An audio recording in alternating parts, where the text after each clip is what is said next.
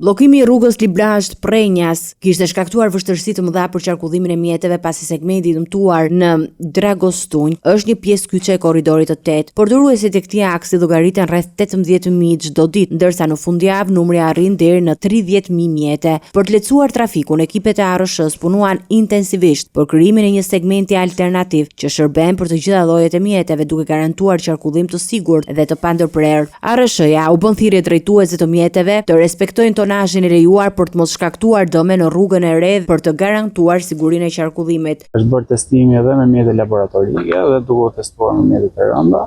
Nuk ka asnjë lloj cedimi apo shfaqje që të na shqetësoj. Kështu që hapet absolutisht në kohën më të shpejtë mund. Trafiku do të jetë i hapur për gjithë mjetet, por unë këtu gjej rastin të bëj një thirrje drejtuesve të mjeteve tonazhit të rënd që të respektojnë peshën e tyre në aks. Kjo është pesha limit 8.2 tonë për aks. Jo, sepse në momentin që do të kalohet, pavarësisht se kjo është diçka që kontrollon e verifikon policia e shtetit në vend, por unë këtu gjej rastin të bëj thirrje pasi duhet të respektojnë këtë, se në momentin që nuk respektohet, kjo pastaj mund të shfaqë, mund të krijojë probleme në rrugë duke krijuar le të themi gropa që do vështirësojnë kalimin, që këtu gjithsesi jemi në kushte kantiere. Ndërkohë, inxhinierët po punojnë për ndërtimin e një segmenti të ri përgjatë luginës së lumit Shkumbin, pranë hekurudhës, i cili do të zgjidhë në mënyrë të qëndrueshme problemet e erozionit në këtë pjesë të rrugës, por përfundimi i tij pritet të marrë më shumë kohë.